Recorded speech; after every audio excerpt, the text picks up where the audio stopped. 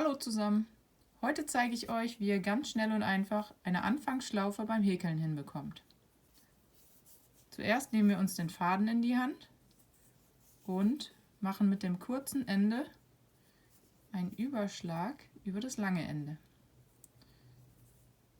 So, und jetzt gehen wir mit den beiden Fingern, Zeigefinger und Daumen, hier durch und holen uns den Faden einfach hier durch und fertig ist die Anfangsschlaufe.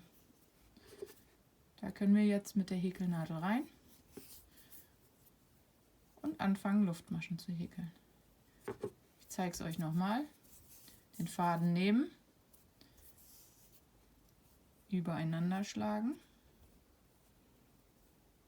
über das lange Fadenstück legen und den Faden durchholen. Dran ziehen und schon habt ihr die Anfangsschlaufe.